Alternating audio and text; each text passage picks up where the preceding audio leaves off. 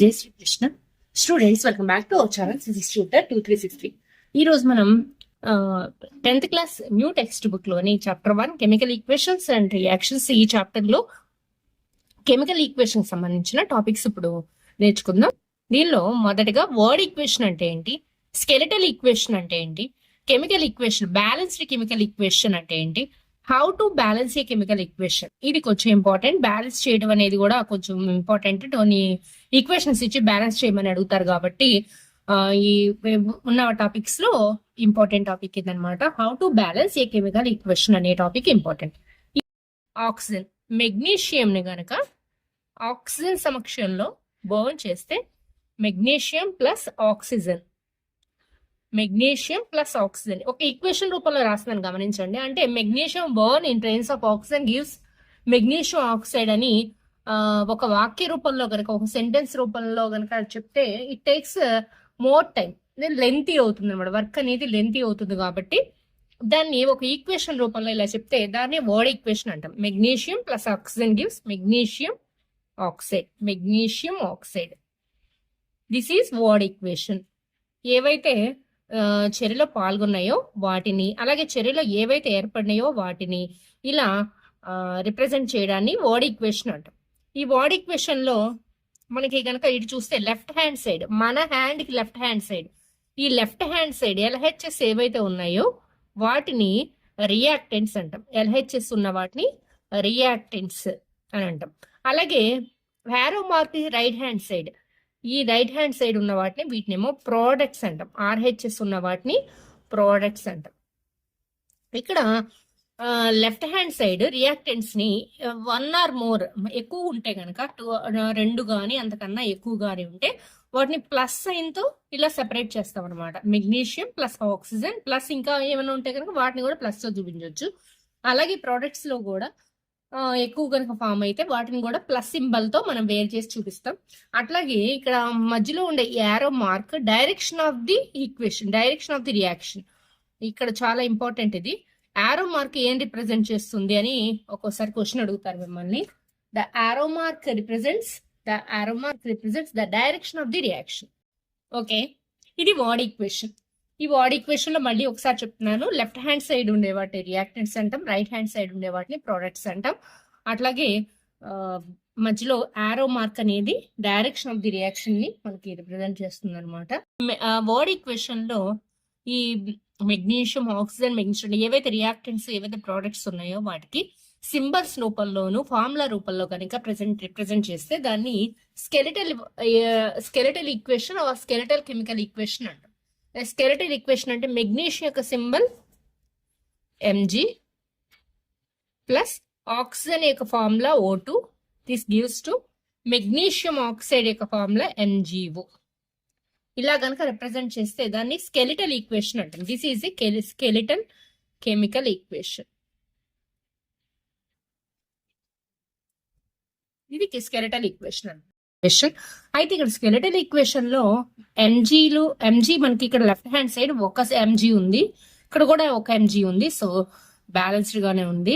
O2 మాత్రం left hand side 2 atoms ఉంటే ఇక్కడ ఆక్సిజన్ ఒక ఆటమే ఉంది, కాబట్టి ఇది బ్యాలెన్స్డ్ కాదనమాట, బ్యాలెన్స్ అవ్వలేదు. ఇలా బ్యాలెన్స్ కాకపోతే అది రాంగ్ అనమాట. అలా మనం ఖచ్చితంగా left hand side, right hand side same number of elements ఉండాలి.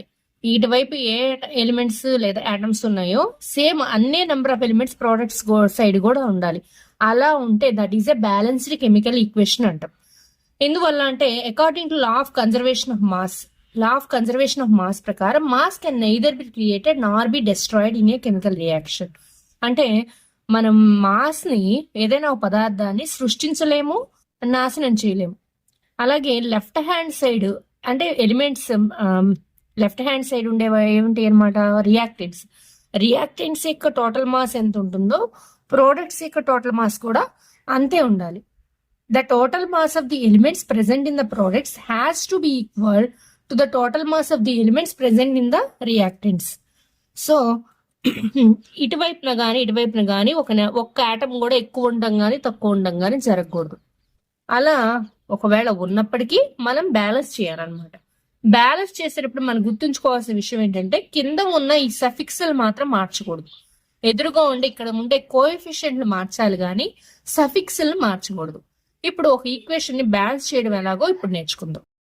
mg ప్లస్ ఒక ఈక్వేషన్ తీసుకుందాం. mg plus O2 gives mgO.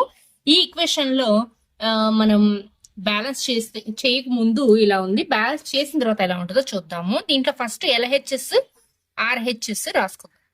LHS side magnesium ఉంది, అలాగే ఆక్సిజన్ ఉంది. మెగ్నీషియం లెఫ్ట్ హ్యాండ్ సైడ్ ఒక ఆటమే ఉంది. సో ఇక్కడ మనం ఒక ఇంపార్టెంట్ విషయం ఏంటంటే ఈ బ్యాలెన్స్ చేసేటప్పుడు వీటి యొక్క సఫిక్స్లు మార్చకూడదు కాబట్టి వీటికి ఇలా బాక్స్ వేసుకోమని సూచించారు టెక్స్ట్ బుక్ లో. ఇలా బాక్స్ వేసుకుంటే మనం కింద సఫిక్స్లు మార్చడానికి అవకాశం ఉండకుండా అన్నమాట. So magnesium left hand side only 1 atom ఉంది, మెగ్నీషియం రైట్ హ్యాండ్ సైడ్ కూడా 1 ఆటమ్ ఉంది. Oxygen left hand side 2 atoms ఉన్నాయి, ఆక్సిజన్ రైట్ హ్యాండ్ సైడ్ 1 ఆటమే ఉంది. సో ఇక్కడ ఆక్సిజన్లు ఇక్కడ లెఫ్ట్ హ్యాండ్ సైడ్ 2 ఉన్నాయి, రైట్ హ్యాండ్ సైడ్ 1 ఉంది కాబట్టి దీని ముందు సఫిక్స్ ని కనుక 2 గా మారిస్తే ఇక్కడ 2 యాడ్ చేస్తే సో ఇక్కడ ఆక్సిజన్లు కూడా 2 అవుతాయి.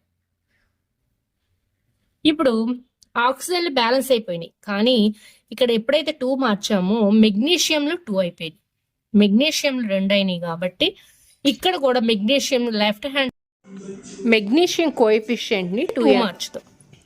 మెగ్నీషియం కోఎఫిషియంట్ 2, మెగ్నీషియం కోఎఫిషియంట్ 2 గా మారిస్తే ఫైనల్ ఈక్వేషన్ చూడండి. 2mg plus O2 gives rise to 2mgO. So this is the balanced equation. చూడండి, 2 మెగ్నీషియం 2 ఆక్సిజన్. సో బ్యాలెన్స్ అయిపోయింది. This is the final equation. Fe plus H2O gives, next equation వచ్చి మీకు Fe plus H2O gives Fe3O4 plus H2. దీనిలో left hand side అలాగే right hand side ఉన్న atoms అన్ని రాద్దాము.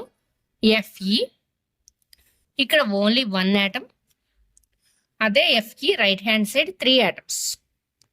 అలాగే hydrogen ఇక్కడ 2 ఆటమ్స్, ఇక్కడ కూడా hydrogen 2 atoms.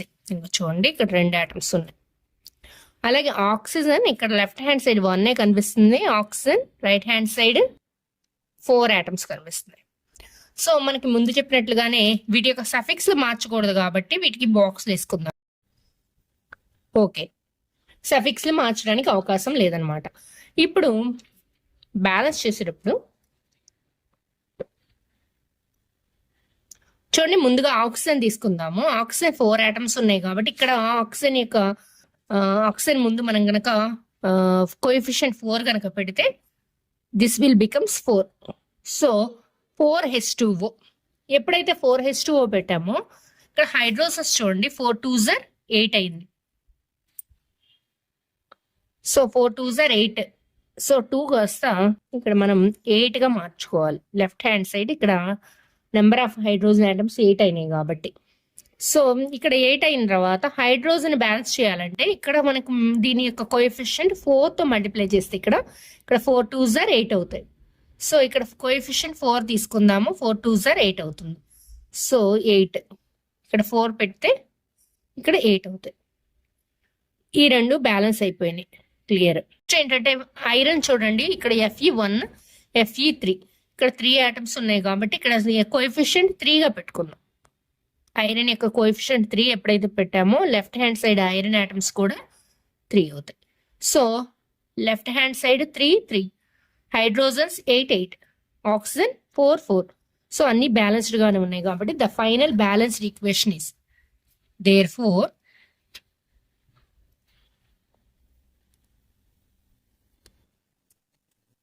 the balanced equation is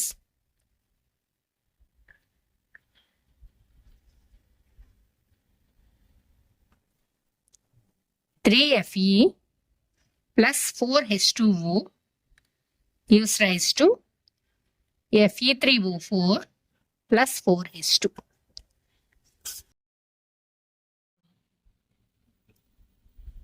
next exercise లో క్వశ్చన్ నెంబర్ 6 లో కొన్ని ప్రాబ్లమ్స్ ఇచ్చారనమాట, కొన్ని ఈక్వేషన్స్ ఇచ్చి వాటిని బ్యాలెన్స్ చేయమన్నారు. వాటిలో ఫస్ట్ ఈక్వేషన్ వచ్చి HNO3 plus CaOH twice gives CaNO3 twice plus H2O. దీనికి ఇంత క్రితం చెప్పినట్లుగానే ముందుగా బాక్స్లు వేసి అంటే కింద సఫిక్స్లు మార్చకుండా కోవిషన్లు మాత్రమే మార్చాలి అనే ఉద్దేశంతో ఇలా వీటిని స్క్వేర్ బాక్సుల్లో ఉంచడం జరిగింది.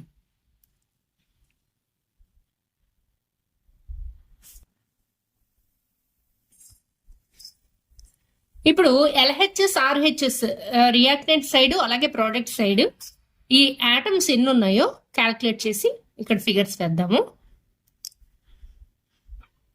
ఇక్కడ చూసుకున్నట్లయితే లెఫ్ట్ హ్యాండ్ సైడ్ హైడ్రోజన్స్, ఇక్కడ ఒక హైడ్రోజన్ ఇక్కడ మీకు ట్వైస్ లో ఉంది కాబట్టి ఈ 2 అనేది ఓకి వర్తిస్తుంది 2కి వర్తిస్తుంది అనమాట. సో హైడ్రోజన్స్ మొత్తం ఈ 2 + 1 3.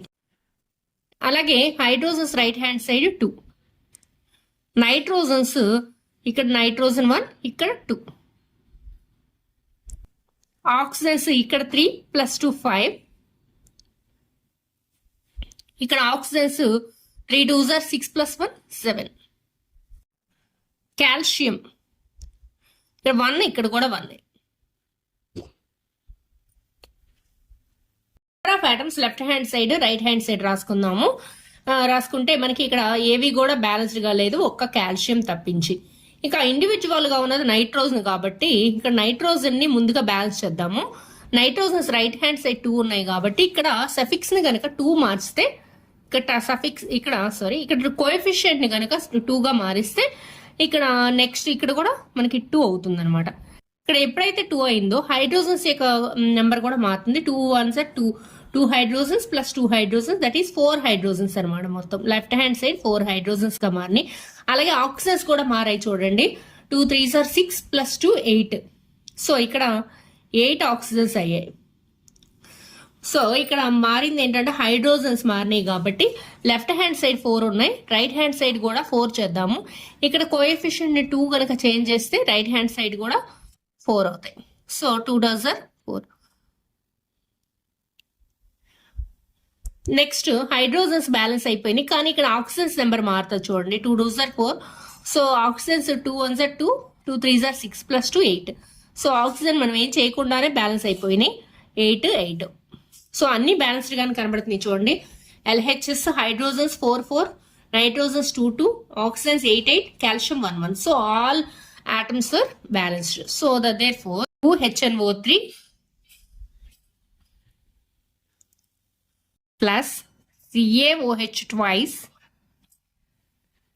gives rise to CaNO3 twice plus 2H2O. This is a balanced equation. Next అదే క్వశ్చన్ లో బి ఈక్వేషన్ గా మనకి NaOH plus H2SO4 gives Na2SO4 plus H2O గా ఇవ్వడం జరిగింది. దీనికి కూడా మనం ముందుగా బాక్సులు వేద్దాము. ఇలా బాక్సులు వేయడంలో ప్రధాన ఉద్దేశం ఏంటంటే కింద సఫిక్స్లు మార్చకూడదు, కేవలం ఎదురుగా ఉన్న కోఎఫిషియంట్ మాత్రమే మార్చాలి అనే ఉద్దేశంతో ఇలా బాక్సుల్లో ఈ ఫార్ములాలను ఉంచడం జరిగింది. నెక్స్ట్ LHS RHS సైడ్ ఉన్న ఆటమ్స్ నెంబర్ ఆఫ్ ఆటమ్స్ ని క్యాలిక్యులేట్ చేసి ఇక్కడ మనం లిస్ట్ అవుట్ చేద్దాము. LHS సోడియం వచ్చేసరికి ఇక్కడ Na ఒక ఆటమ్ ఉంది కానీ ఇక్కడ 2 ఆటమ్స్ కనబడుతున్నాయి. So Na left hand side 1, right hand side 2. అలాగే ఆక్సిజన్ ఇక్కడ లెఫ్ట్ హ్యాండ్ సైడ్ 1 + 4 5, ఇక్కడ 4 + 1 5. సో సరిపోయాయి ఇవి. Oxygen 5 5. Hydrogens 1 + 2 3, hydrogens left hand side 1 + 2 3, hydrogens right hand side 2. So మనకి ఫస్ట్ Na ని మనం ఇండివిజువల్ గా ఉంది కాబట్టి Na దాన్ని మనం కన్వర్ట్ చేద్దాము. ఇక్కడ కోఎఫిషియంట్ 2 గా మారిస్తే so it can convert into 2 NaOH. So Na balance అయిపోయింది. కానీ ఇంకా 2 ఉంచడం వల్ల ఇక్కడ మనకి ఆక్సిజన్స్ యొక్క నెంబర్ మారుతుంది గమనించండి. 2 ఇక్కడ 2 ఆక్సిజన్స్ ఇక్కడ 4 + 2 6 ఆక్సిజన్స్ గా కన్వర్ట్ అయినాయి. అలాగే హైడ్రోజన్స్ వచ్చి ఇక్కడ 2 హైడ్రోజన్స్ ఇక్కడ 2 హైడ్రోజన్స్ 4 హైడ్రోజన్స్ అయ్యాయి. సో ఇక్కడ 4 హైడ్రోజన్స్ గా కన్వర్ట్ అయింది. సో హైడ్రోజన్స్ మారుద్దాం. రైట్ హ్యాండ్ సైడ్ హైడ్రోజన్స్ 2 ఉన్నాయి కాబట్టి దీన్ని గనక 4 చేయాలి అంటే ఇక్కడ 4 చేయాలంటే ఇక్కడ కోఎఫిషియంట్ 2 ఉండాలన్నమాట. 2 2s are 4. సో ఇక్కడ 4 అవుతాయి. ఎప్పుడైతే ఇక్కడ 4 అయ్యాయో ఆక్సిజన్స్ నెంబర్ మారుతుంది చూడండి. ఇక్కడ 4, ఇక్కడ +2 6. సో ఆక్సిజన్స్ ఆటోమేటిక్ గా 6 అయిపోయాయి. సో ఆక్సిజన్స్ కూడా బ్యాలెన్స్ అయిపోయింది అనమాట.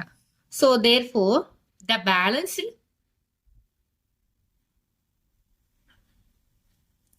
chemical equation is 2NaOH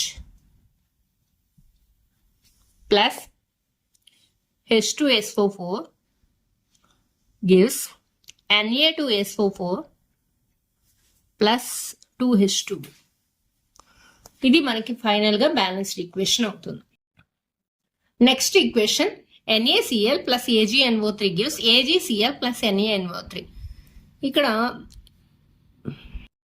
products side అంటే LHS RH సైడ్ మనం ఇచ్చిన ఆటమ్స్ యొక్క నెంబర్ రాద్దాము.